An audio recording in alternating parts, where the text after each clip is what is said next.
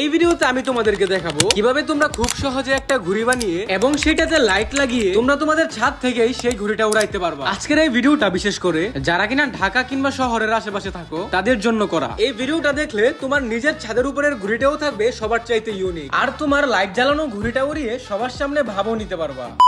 আসসালামু আলাইকুম গাইস, কি অবস্থা ভাইরা এবং সুন্দরী সুন্দরী আপুরা, কেমন আছো তোমরা? যেহেতু আমি এখন ঢাকায় আর সকাল থেকে দেখতেছি আশেপাশে অনেক বাতাস, সেই জন্য ভাবলাম আজকে একটু ইউনিক ভাবে একটা ঘুড়ি উড়াই। তাই আমার রুমমেট কে নিয়ে বাসা থেকে বের হইলাম। এখন ঘুড়ি বানানোর জন্য লাগবে পেপার, আর সেটাই নিতে আসলাম একটা দোকান থেকে। আর আজকে আমরা ঘুড়ির মধ্যে লাইট লাগিয়ে ঘুড়ি উড়াবো, সেই জন্য ঘুড়িটাও একটু ভারী বানাতে হবে। আর তাই মূলত পেপার দিয়ে ঘুড়ি বানানো। পেপারের ঘুড়ি হলে আমরা যে লাইটটা লাগাবো সেটার ওজনটাও ঘুড়িটা সহজে নিয়ে উঠতে পারবে। যেই দোকান থেকে আমরা পেপার নিলাম এই দোকানের আশেপাশে অনেকগুলা বিড়াল আছে, যেগুলা দেখতে কিনা প্রায় অনেকটা সেম সেম। আমি যখন এই দোকানটাতে আসি তখনই এর আশেপাশে ঘুরে ঘুরে এই বিড়ালগুলাকে খুঁজি আদর করার জন্য। আর এই বিড়ালগুলাও খুবই ফ্রেন্ডলি, আদর করার জন্য হাত বাড়ালে এই বিড়ালগুলাও একদম কাছে আইসা পরে আদর নিতে। এখন ঘুড়ি উড়ানোর জন্য দরকার হবে সুতা, আর সেই সুতা খুঁজতেছিলাম পুরো বাজার ঘুরে ঘুরে। কিন্তু কষ্টের ব্যাপার হচ্ছে দুপুরের এই গরমের মধ্যে সব দোকানদাররাই তাদের দোকান বন্ধ করে চলে গিয়েছে বাসায়। তার জন্য কোথায় থেকেই আর সুতা ম্যানেজ করতে পারতেছিলাম না। পুরো বাজার ঘুরে ফাইনালি একটা দোকানে গিয়ে সুতা পাইলাম। এইখান থেকে সুতা নিয়ে চলে যাচ্ছি এখন আমার বন্ধুর বাসায়, কারণ আমার বন্ধুর বাসায় এমন একটা জিনিস আছে যেটা আমার বাসায় নেই, যেটা গতকাল রাতেই আমি ওর বাসায় দেখে এসেছিলাম। একে তো দুপুরের এই গরমের মধ্যে পুরো বাজার ঘুরলাম, তার উপরে এখন উঠতে হবে আবার পাঁচতলায়। আর এই পাঁচতলার কথা শুনে তো আমার রুমমেট আগে থেকেই হাল ছেড়ে দিয়েছে। কিন্তু হাল ছাড়লে তো চলবে না, কোনো মতনে উপরে উঠতে পারলেই হয়। ওইটাই গিয়া ফ্যান সাইডে আগে শুয়ে নিমু, আগে ঠান্ডা হইয়া তারপর করবো ঘুরে বানানোর কাজ। এটাই হচ্ছে সেই জিনিসটা যেটা আমি গত রাত্রে আমার বন্ধুর বাসায় দেখে গেছিলাম। যদিও এটা আমার বাসায়ও আছে, কিন্তু আমার বাসায় যে ঝাড়ুটা আছে সেটার কাঠিগুলো একদম ছোট ছোট। এই ঝাড়ুর কাঠিগুলোই হচ্ছে ঘুড়ি বানানোর মূল উপকরণ। উপরে আইসা যেই পরিমাণ গরম লাগতেছিল তাই আমার পাঞ্জাবিটা খুলে বন্ধুর টি শার্ট পরে বসে গেলাম ঘুড়ি বানাইতে। প্রথমেই তো এত গরম, তার উপরে আবার দেখো এমন সময় চলে গিয়েছে কারেন্ট। কত ভাই কেমন লাগে? मैं गाली नहीं दे सकता, फैमिली देखती है।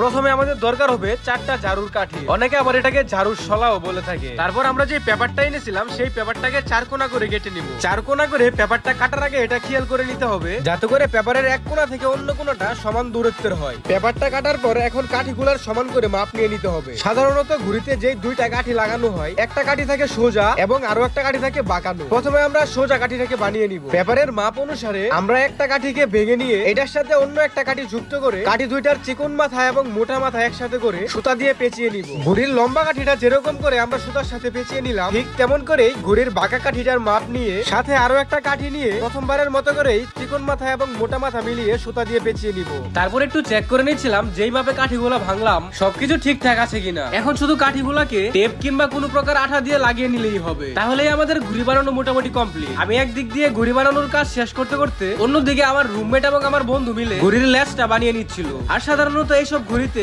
যত লম্বা লেজ দেওয়া যায় ততই সুন্দর দেখা যায়। আমাদের এলাকায় এই ঘুড়িটাকে কি ঘুড়ি নামে ডাকো সেটা একটু আমাকে কমেন্ট বক্সে জানায় যাও। ঘুড়ি বানানোর শেষে ঘুড়ির সাথে এখন ঘুড়ির সুতাটা কানেক্ট করব, আর এই সুতাটাকে বলা হয় বাড্ডু। তারপর আমার বন্ধুরা মিলে যে লেজটা বানিয়েছে সেই লেজটাও ঘুড়ির সাথে টেপ দিয়ে লাগিয়ে দিব। তোমরা ঘুড়ি বানালে এই টেপগুলা ইউজ করতে পারো, কারণ এই টেপগুলা ঘুড়ি বানানোকে অনেক সহজ করে দেয়। যেহেতু আমাদের মূল টার্গেটটা হচ্ছে ঘুড়ির সাথে লাইট লাগিয়ে উড়াবো, তাই আগে ভাগেই ছাদে চলে আসলাম একটু চেক করার জন্য যে ঘুড়ির মাপ টাপ সবকিছু ঠিক আছে কিনা। সেজন্য ঘুড়িটা এখন উড়িয়ে চেক করতে হবে, তা না হলে রাতের বেলা তো আর চেক করা যাবে না। ছাদের উপরে যেই পরিমাণ বাতাস ছিল একবার টান দেওয়াতেই ঘুড়ি উড়ে গেছে, আর ঘুড়িটাও খুব সুন্দর করে উঠতেছিল। সেজন্য বুঝতে পারলাম ঘুড়ির মাপে কোনো সমস্যা হয়নি, এটাতে এখন লাইট লাগিয়ে উড়ানো যাবে। বড় হওয়ার পর যতবারই ঘুড়ি উড়াইতে আসছি ততবারই যেন শৈশবের কথা মনে পড়ে যায়। ছোট সময় যখন ঘুড়ি উড়াইতাম তখন ঘুড়িটা আকাশে উড়ানোর পর এইভাবে ঘুড়ির সুতা ধরে দাঁড়িয়ে থাকা যে কতটা আনন্দের ছিল, এটা যারা ছোট সময় এভাবে ঘুড়ি উড়িয়েছে এই আনন্দের ফিলটা কেমন সেটা শুধু ওরাই বলতে পারবে। ঘুড়ি উড়ানোর মাঝখানে আবার হঠাৎ খেয়াল করলাম, কিরে আমার ঘুড়ি হইতেছে উপরে আর আমার সাথের বন্ধুগুলা পাশের ছাদের মধ্যে তাকিয়ে কি দেখতেছে। समझ रहे हो?